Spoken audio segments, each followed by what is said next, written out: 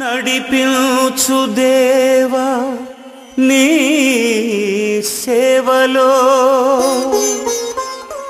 నడిపించు ప్రభువా నీ త్రోవలో,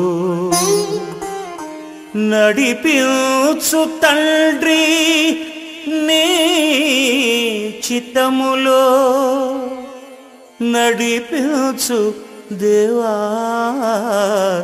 నీ అడుగు జాడలో.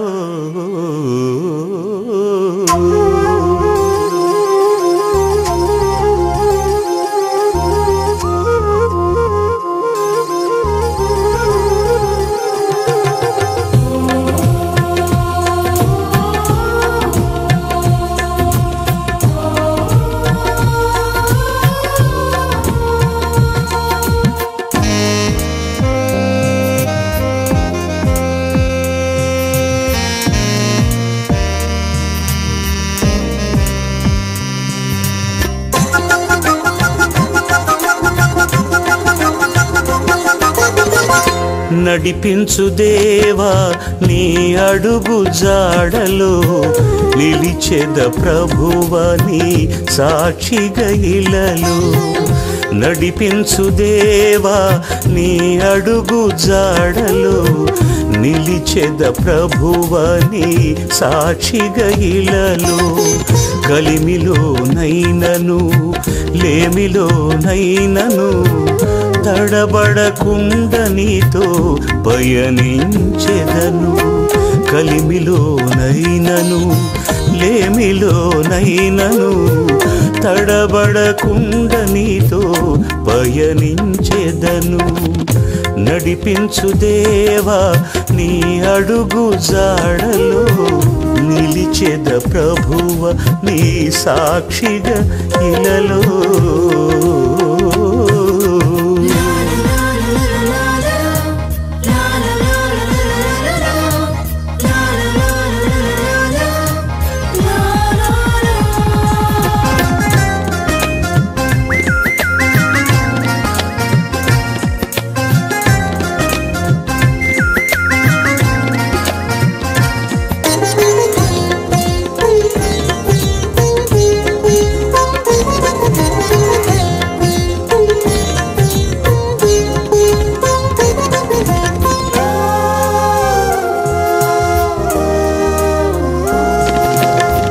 సమాధాన బంధమైన జోడును తొడుగుకొని, సత్యమనే దట్టిని నడుమునకు కట్టుకొని,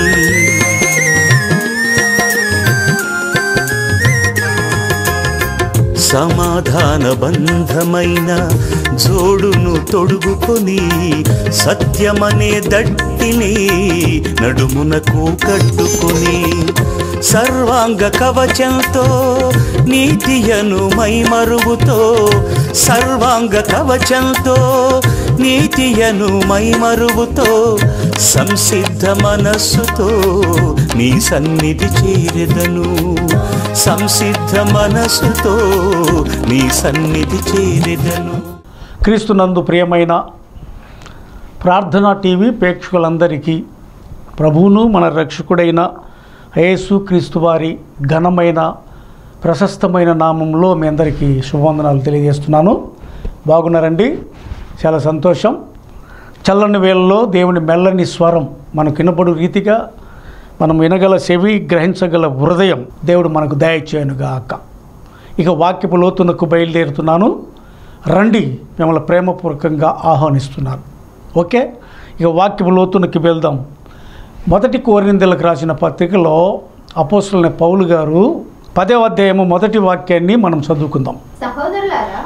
సహోదరులారా ఈ సంగతి మీకు తెలియకుండుట నాకు ఇష్టము లేదు. అది ఏదనగా మన పితరులందరూ మేఘము కింద ఉండిరి, వారందరూ సముద్రములో నడిచిపోయిరి. ప్రార్థన చేసుకుందాం. మహాగణుడమైన పరిశుద్ధుడమైన తండ్రి, మీకు స్తోత్రములు చెల్లిస్తున్నాను. మీరే పరిశుద్ధాత్మ దేవుడా, మెల్లని స్వరముతో మీరు మాట్లాడి మా హృదయాలకు కావాల్సిన జీవ వాక్యమును మీరు ప్రజ్వలింపొచ్చాయమని వినగల చెవి గ్రహించగల హృదయం అందరికీ దయచేయండి. ప్రతి బిడ్డను ఇనుటకు వేగిరపడటానికి మీ కృప పాలించమని దీవించమని యేసునామములో ప్రార్థన చేస్తున్నాను తండ్రి. ఆమేన్, ఆమేన్, ఆమేన్. మరొకసారి మీ అందరికీ వందనాలు. ఈ వాక్యములో సత్యము మరి కొరింథీ సంఘానికి అపోస్తలుడైన పౌలు గారు ఈ మాటలను రాస్తున్నాడు. మీకు తెలియకుండా నాకు ఇష్టము లేదు అంటున్నాడు. ఏమిటా తెలియకుండేది? ఇక్కడ మనం చూసినట్లయితే మన దేవుడు గొప్ప కార్యములను చేశాడు. ఆ గొప్ప కార్యములను మీకు తెలియకుండా నాకు ఇష్టము లేదు. Praise Lord. ఆ మాటలు మాట్లాడుతూ ఏమంటున్నాడంటే ఇష్టం లేదంటూ అది ఏమనగా మన పితరులు అందరూ మేఘము కింద ఉండిరి, వారందరూ సముద్రములో నడిచిపోయిరి. ఈ విషయాలు ఎప్పటి నుంచో మనం వింటున్నాము, తాత ముత్తాతల నుంచి. కానీ ఆ మేఘం ఏమిటో, ఆ సముద్రం ఏమిటో ఇవన్నీ మనము గుర్తించలేము. ఎట్లా గుర్తించలేమంటే ఆ ఎర్ర సముద్రాన్ని పాయలు చేశాడుగా మోసే గారు. దేవుడు ఆ కర్రను చూపించమంటే చూపించలేక సముద్రము అటు పాయ ఇటు పాయ అయిపోయింది కదా, మార్గము ఏర్పడింది కదా అనుకుంటాం. చూసావా? మేఘం అంటే ఇప్పుడు వాస్తవంగా ఐగుప్తు దేశంలో ఆ ఫరోరాజు సైన్యము దేవుని బిడ్డలను మరి తరుముకుంటూ వస్తున్నప్పుడు మేఘం ఏం చేసిందంటే వారిని అడ్డగించాను. ఎంత గొప్ప ఆశ్చర్యమైన విషయం చెప్పండి. ఇశ్రాయేలు ప్రజలు సముద్రంలో ఆవకల దరి చేరేంత వరకు మరి దేవుడు మేఘమును, నా ప్రియ సహోదరి సోదరులారా, నీకేమైనా ఆపద వస్తే దేవుడు కాపాడుతాడు. కాపాడుతానికి సంరక్షణ చేయటానికి సమర్థుడు మన దేవుడు. ఆయనే నజరేయుడైన యేసు. శక్తివంతుడు, పరాక్రమశాలి, యుద్ధశూరుడు అయిన యెహోవా ఈరే. యుద్ధము యెహోవాదే. మన పక్షమున దేవుడు ఉంటాడు. నా ప్రియ సిస్టర్, నా ప్రియ సహోదరా, ప్రియ సంగమా, మనం అనుకోవచ్చు నా పక్షమున కూడా ఉంటాడా దేవుడు? నీ పక్షమున ఉంటాడు దేవుడు. తల్లి గర్భములో పిండముగా రూపించబడక మునిపే నిన్ను ఎరిగినవాడు. అది అనాదికాల సంకల్పం. ఈ సంకల్పము దేవుడు నిన్ను సృజించినప్పటి నుంచి కూడా నీ పక్షమున ఉంటాడు దేవుడు. నీ తల్లిదండ్రులు ఉండరు, నీ అన్నదమ్ములు ఉండకపోవచ్చు, నీ రక్త సంబంధులు ఉండకపోవచ్చు, నీ బంధువులు నిన్ను తోసివేయవచ్చు, కానీ నీ దేవుడు నీతో ఉంటాడు. తెలుసండి? అందుకే తన ప్రజల్ని ఐగుప్తు దేశములో నుంచి, ఆ యొక్క దాసత్వములో నుంచి విడుదల చేసి మరి తీసుకొచ్చేటప్పుడు వారిని కాపాడటానికి మేఘం, పగలు మేఘస్తంభము, రాత్రి అగ్నిస్తంభములో నడిపించిన మహనీయుడు దేవుడు, మహానుభావుడు దేవుడు. ఆయన ఆది సంభూతుడండి. కనుక ప్రియ దేవుని బిడ్డలారా, ఈ చల్లని వేళలో ప్రభు యొక్క మెల్లని స్వరం, పరిశుద్ధాత్మ స్వరం మనకినపడిన ప్రజలింపబడుతున్నప్పుడు ఆనాడు ఈ వాక్య స్పిరిట్ని మనం మరలా గుర్తు చేసుకుంటూ ఏం మాట్లాడుతున్నాడంటే పౌలు గారు మనం చూసినట్లయితే 2వ వాక్యం, అందరును మోషేను బట్టి మేఘములోను సముద్రములోను బాప్తిసము పొందిరే. Praise lord. చూసారా? బాప్తిసము పొందారండి మేఘములో, సముద్రములో.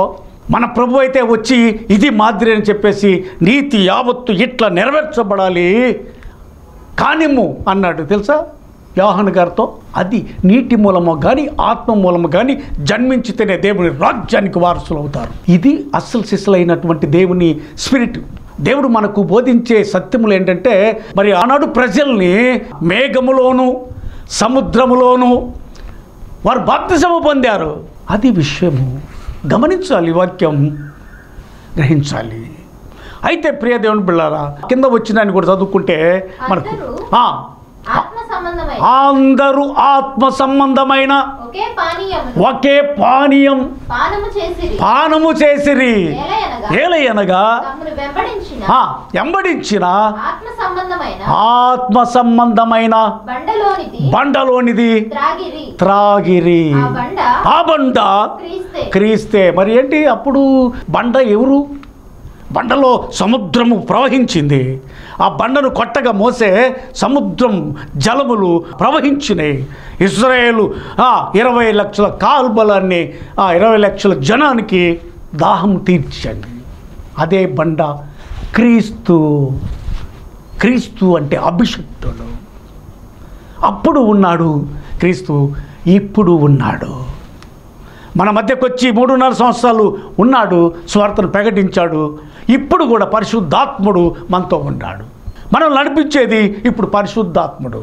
కనుక ప్రియ దేవుని పిల్లరా, ఆ కింద వచ్చిన చదువుకుంటే అందరూ అంటే అందరూ ఒకే రీతిగా ఉన్నారండి. అప్పుడు మనం చూసినట్టే ఏరియేషన్. ఆ వ్యక్తిని, ఆ సహోదరుని చూస్తే ఓర్చలేరు, ఆ దైవజను చూస్తే ఓర్చలేరు, ఆ సిస్టర్ను చూస్తే ఓర్చలేరు. ఈ భేదప్రాయాలు ఎలా వచ్చినాయంటే సాతానుకు సంబంధించినటువంటి క్రియలను అలమటించుకుని మగ్గిపోతూ చెడు అలవాట్లతో బానిసులైపోయి ఒకరికొకరు సమాధానం లేకుండా, సంతోషం లేకుండా జీవిస్తున్నారు ఈ దినాలలో. ఆ దినములలో అందరి మీద ఒకే ఆత్మ, అందరూ ఒక బండలోనిది తాగారు, అందరూ ఒక ఆహారంనే భుజించారు. ఇప్పుడు రకరకాల మనుషులు, రకరకాల విషయాలు, ఆలోచనలు, మనస్తత్వాలు, వాళ్ళ హృదయంలో ఉన్నటువంటి కలవరం, గిలిబిలి, ఇట్టి రీతిగా మరి ప్రజలు ఈ భిన్న అభిప్రాయాలతో ఇప్పుడు కొట్టుమిట్టాడుతున్నారు. అప్పుడైతే మన దేవుడు వారిని నడిపించేటప్పుడు ఒకే ఆత్మ, ఒకే ఆహారం, ఒకే పానీయం, నీళ్లు వాళ్ళు సేవించారు. ఒకరికొకరు పురిగరుపుకొని ఏకాత్మతో వాళ్ళు ప్రయాణం చేశారు. పాలు తేనెలు ప్రవహించు దేశమునకు వాళ్ళు ప్రయాణం చేశారు. ఇప్పుడు పరమకాణానికి మనము, పరలోకానికి మనం ప్రయాణం చేస్తున్న మనము పలు విధములైనటువంటి అభిప్రాయాలు, హెచ్చు తగ్గులు. ఏం కారణం? అప్పుడు వాళ్ళకి హెచ్చు తగ్గులు లేదే, ఒకే ఆత్మ. ఇప్పుడు కూడా ఒకే ఆత్మ. మరి ఎందుకని భేదప్రాయాలు? గమనించాలి, వాక్యాన్ని గమనించాలి. పరిశుద్ధాత్ముడు బోధించే ఈ సర్వ సత్యములను హృదయాంతరంగంలో చేర్చుకుంటే వాక్యమే మనము ఎకిసింపజేస్తుంది, పరిమిలింపజేస్తుంది, మోడుబారిన హృదయాల సహితము సిగ్గురింపజేస్తుంది. ఆత్మచిప్పు సంగతులను చెవిగలవారు వినుగాక.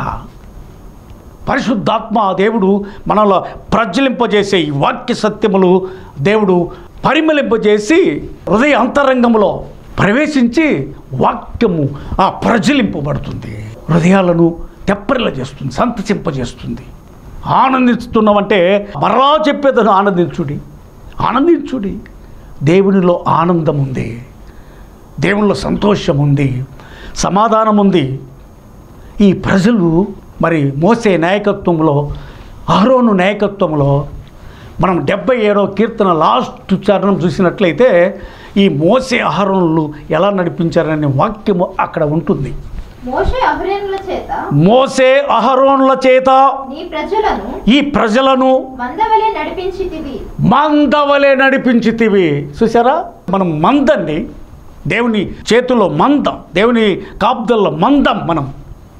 మనం గొర్రెలం, ఆయన మేపు గొర్రెలం. కనుక ప్రియ సంగమా, ఇక్కడ ఇంకో మాట చూసినట్లయితే చూడండి, 3వ వాక్యం నుంచి మనం మొదలు పెడదాం. అందరూ ఆత్మ సంబంధమైన ఒకే ఆహారమును భుజించిరి.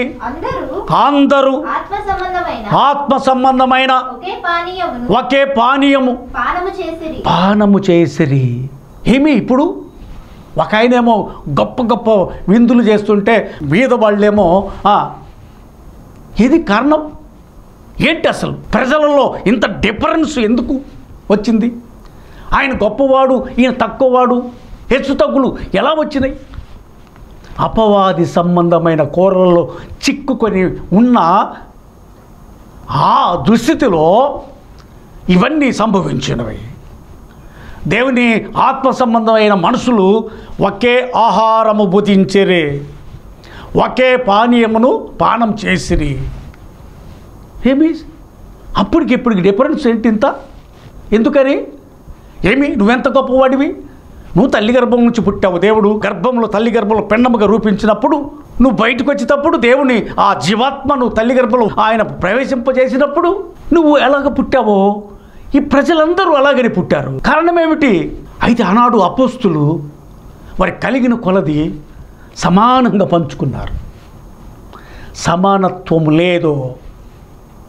భిన్నప్రాయాలు, దౌర్జన్యం, ఒకరికొకరు దోచుకోవటం, మోసగించుకోవటం ఇది జరుగుతుంది. కాబట్టి ఈ కాలగమనము ఈ స్థితిలో ఉన్నది.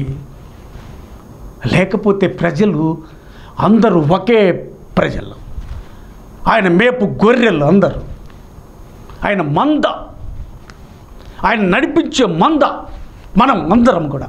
అదేండి విషయం. మనకు బోధించే సర్వసత్యములు ఏంటంటే సమానత్వము, అందరూ సమానులే. దేవుడు అందరూ ఒకే రీతిగా పోషించే పోషణకర్త దేవుడు, సృష్టికర్త దేవుడు. ఆయనే నిజ దేవుడు, మన పాలిట రక్షకుడు, మన విమోచకుడు. ఆయన మనల్ని నడిపిస్తాడు, ఆయన మనల్ని పోషిస్తాడు, సంరక్షణ చేస్తాడు.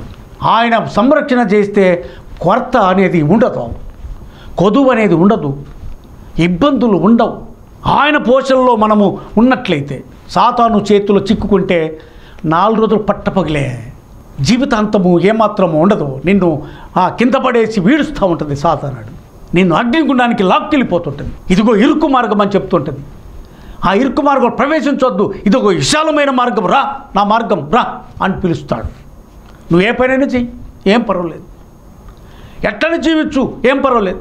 ఇలాంటి పరిస్థితులు లోకంలో సంభవించి ఒకరికొకరు ప్రేమ లేక, ఒకరికొకరు ఐక్యత లేక, సమాధానం లేక ఈ ఇబ్బంది పడుతూ ఇలాంటి జీవితం జీవిస్తున్నారు. నా ప్రియ దేవుని బిడ్డలారా, గమనించినట్లయితే వాక్యాన్ని మనకు ఒకే పానీయం, ఒకే ఆహారం, ఒకే స్థితి, ఒకే దృష్టి. నిమిత ఎండ ఎలా కాస్తుంది, వర్షం ఎలా పడుతుంది, దేవుని ప్రేమ, అగాపే ప్రేమ, ఆయన ప్రేమ కవిగిట్లో ప్రతి ఒక్క వ్యక్తి ఉంటాడు. నువ్వు ఏ స్థితిలో ఉన్నా సరే దేవుడు ఈడువాడు ఎడబాయడు. ఆయనే మన దేవుడు. ఆయన ఉన్నవాడు, అనువాడు, నిన్న నేడు ఏకరీతిగా ఉన్న మహనీయుడు. ఆయన మన దేవుడండి. ఆయన ఎడబాయని దేవుడు. ఇక్కడ చూసినట్లయితే మనము 9వ వాక్యాన్ని చదువుకుందాం. మనము ప్రభువుని శోధించక ఉండుము, వారిలో కొందరు శోధించి సర్పము వలన నశించిరి. దేవుణ్ణి శోధిస్తే, దేవుణ్ణి విడిచిపెడితే మనం ఎలా నశిస్తామన్నది అపోస్తలుడైన పౌలు గారి కొరింథీ సంఘానికి తేటగా రాశాడు. ఆనాడు జరిగినటువంటి వృత్తాంతమంతా ఈ 10వ అధ్యాయంలో ఏమిడించాడు.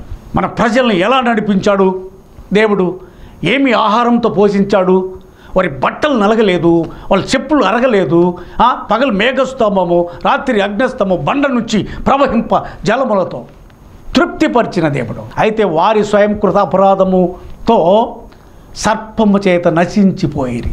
నెక్స్ట్, మీరు సనగుకుడి, వారిలో కొందరు సనిగి సంహారకుని చేత నశించిరి. అది మన స్వయంకృత అపరాధం అండి. దేవుడు ఎప్పుడు అన్యాయస్తుడు కదా, అందరికీ దేవుడు ఒకే రీతిగా ప్రేమిస్తాడు, ఒకే రీతిగా వారికి కావాల్సిన ఈవులను సఫలీకృతం చేస్తాడు. వారికి ఏమి కావాలో తెలుసు దేవునికి. ఎవరి అవసరతలు, అక్కర్లు సిస్టర్ తీరుస్తాడు. నీకు ఏ స్థితిలో ఉన్నావో నీ స్థితిగతులు ఎరిగిన వాడు దేవుడు. ఎవరు మానవుడికి తెలియదో, మానవుడిని నమ్ముకోబాక దేవుణ్ణి కలిగి జీవించు. నీకు ఏమి కావాలో ఆయన తీరుస్తాడు. ఆయనతో నీవు రిలేషన్, బంధం. ఇక్కడ చూసిన 12వ వాక్యానికి వస్తే చూసారా, తాను నిలుచుచున్నానని తలంచుకొనివాడు పడకుండునట్లు జాగ్రత్తగా చూచుకొనవలెను. చాలామంది దినాలలో నేను నిల్చున్నాను దేవుని సేవకుణ్ణి లేకపోతే దేవుని విశ్వాసుని అని భ్రమలో ఉన్నారు.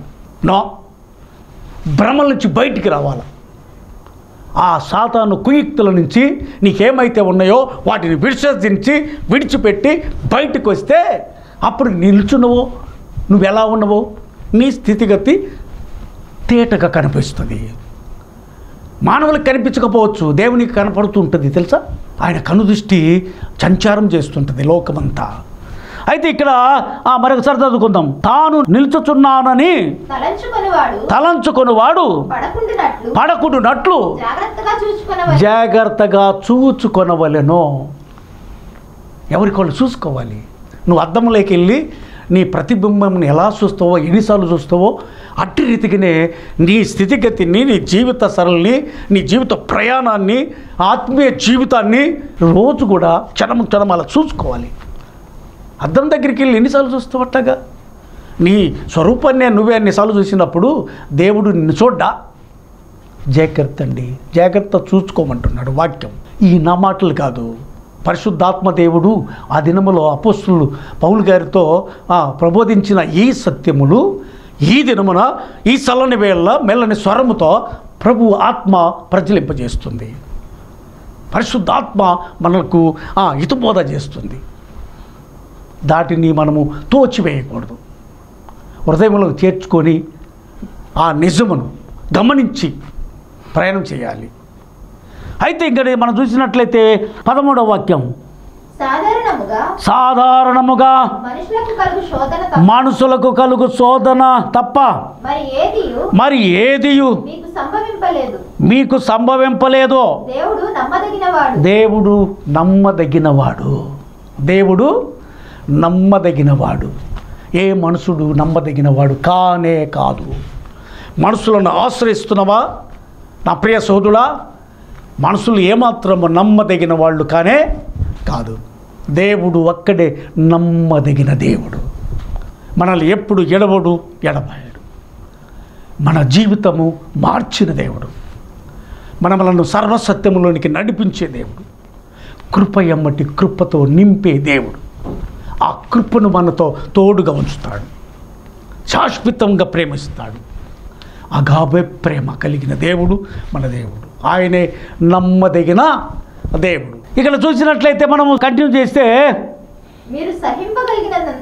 ఇక్కడ ఇచ్చాడన్నమాట కొటేషన్. మీరు సహింపగలిగినంత కంటే ఎక్కువగా ఆయన మిమ్మల్ని శోధింపనీయడు. అంతేకాదు సహింపగలుగుటకు శోధనతో కూడా తప్పించుకుని మార్గం అది విషయం. మనం అనుకుంటున్నాం మనకి శోధనలేంటి, ఈ శ్రమలేంటి, దేవుని కలిగి జీవిస్తున్నాం కదా, దేవునితో మనము రిలేషన్ పెట్టుకొని ఉన్నాం కదా, దేవుని సన్నిధి క్రమంగా వెళ్తున్నాం కదా, దేవునితో అనుకుంటాం. నో, శోధన సహించకపోతే మనం దేవుని పిల్లలం కాదు. మన విశ్వాస పరిమాణము శోధనను జయించిందై ఉండాలి, నిలిచినదై ఉండాలి. అది పౌలు గారి యొక్క స్టేట్మెంట్. పౌలు గారు ఆ యొక్క కొరింథీ సంఘంతో మాట్లాడుతూ ఇంత వృత్తాంతాన్ని పరిశుద్ధాత్మ ద్వారా ప్రజ్వలింపజేశాడు. ఇప్పుడు మనతో పరిశుద్ధాత్మ దేవుడు సేమ్ డిటో మనతో మాట్లాడుతున్నాడు. కనుక ప్రియ దేవుని పిల్లలారా, ఇక్కడ చూసినట్లయితే ఆయన శోధనతో కూడా తప్పించుకుని మార్గం కలుగజేయును. కాబట్టి నా ప్రియులారా, విగ్రహారాధనకు దూరముగా ఏం చేయాలి మనము? విగ్రహారాధన ఏంటి తెలుసా? ఇది అదే శరీరాశ, నేత్రాశ, జీవపు డమ్మం. అదే విగ్రహారాధన అంటే. మనకు శరీరం ఏం చెప్తుందో, మన నేత్రం ఏం చూస్తుందో, జీవపు డంబం ఉంది చూసావా, ఇవన్నీ విగ్రహారాధనకు సంబంధించినవి. శరీరము ఏమి కోరుతుంది, ఈ నేత్రము ఏమి కోరుతుంది, ఇవన్నీ విగ్రహారాధనకు సాదృశ్యం. ఈ ఉండకూడదు మనకి. ఈ ఉంటే విగ్రహారాధన చేసినట్టే.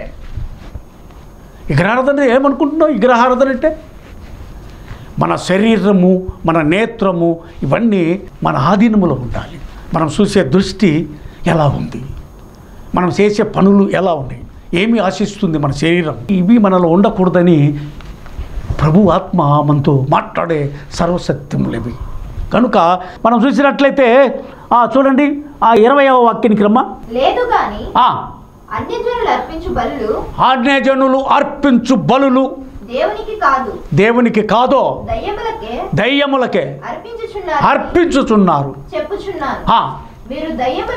మీరు దయ్యములతో పాలివారు అగుట ఇష్టము లేదు, నాకు ఇష్టము లేదు. ఓ కొరింథీ సంఘమా, ఇది విషయం. నాకు ఇష్టం లేదు, దేవునికి సంబంధించినవి కాదు ఈ విషయాలన్నీ.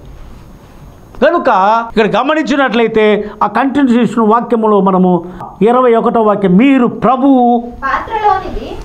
పాత్రలోనిది దయ్యముల పాత్రలోనిది అది ఎట్లా కుదురుతుంది? ఒక వరలో 2 కత్తులు ఇముడతాయా? ఒక హృదయములో ఇట్లా ఉంటుందా? 2 ఇమిడి ఉంటాయా? ఎట్లా కుదురుతుంది? పగిలిపోతాయని చెప్పాడు తెలుసండి. హృదయము పగిలిపోతుందని చెప్పాడు.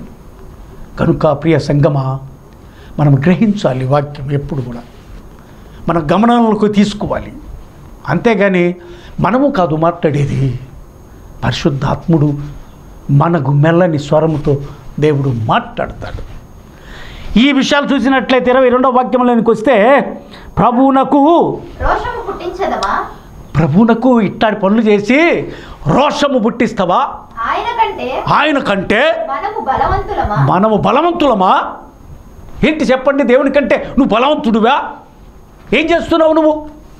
నీ స్థితిగతులు ఏంటి? ప్రజలు మోసం చేస్తావా? దేవుని జనాంగాన్ని ఏం చేస్తున్నావు నువ్వు? మనము ఆయన కంటే బలవంతులమా? దేవుని కంటే మన వైపు తిప్పుకోవటానికి? నో నో నో, ఆయన్ను చూపించాలి. మన ప్రజలకి, మనతో పాటు ఉన్న జనాంగానికి మోసే అహరోనులు ఎలాగైతే ప్రజలు నడిపించారో అది దేవుడు కోరుకుంటేది. దేవుడు ఏం కోరుకుంటున్నాడని గమనించాలి, మనము గ్రహించాలి. అంతేగాని మన ఇష్టానుసారమైన జీవితము జీవించకూడదు. అందుకే మూలవాక్యములు ఏమనంటే, నా సహోదరులారా, ఈ సంగతి మీకు తెలియకున్నట నాకు ఇష్టమో లేదు. ఎంత విశదీకరించాడో. మనం కూడా అదే ద్వారంలో పరిశుద్ధాత్మ దేవుడు సర్వసత్యములోనికి నడిపించేటట్టుగా ప్రజల్ని, ఆయన మేపు గొర్రెల్ని, తన మందను మనం కాయాలి, మేపాలి, వాక్యంతో ఉతక స్నానం చేయించాలి, దేవుని రాజ్యానికి మనం అప్పచెప్పాలి. అదే పరలోక రాజ్యం. అట్టి కృప, అట్టి మహిమేశ్వర్యము దేవుడు మనందరికీ దయచేయునుగాక. దేవుడి మాటలు దీవించి ఆశీర్వదించునుగాక. ప్రార్థన చేసుకుందాం. తల్లు వంచి కళ్ళు మూయండి. మహాగణుడమైన పరిశుద్ధుడమైన తండ్రి, మీకు స్తోత్రములు. పరిశుద్ధాత్మదేవ, కొంత సమయము మా మంచి బోధకుడవై మాకు బోధించినందుకు కృతజ్ఞతలు. మీరు ఆ దినములలో నాయనా నీ ప్రజలను, ఇశ్రాయేలు జనాంగాన్ని నాయనా పాలుతేనెలకు ప్రవహించు దేశానికి చేర్చారు.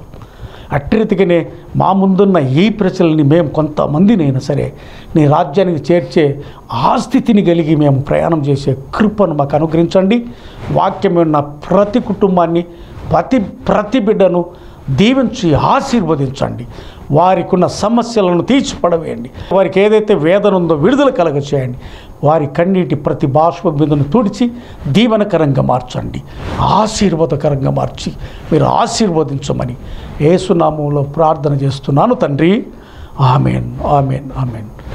మన తండ్రి అయిన దేవుని నుండి, కుమారుడైన యేసుక్రీస్తు ప్రభుల వారి నుండి, పరిశుద్ధాత్మ దేవుని అన్యోన్య సహవాసము సన్నిధి మనకును సకల పరిశుద్ధులకును సదాకాలము తోడై ఉండునుగాక.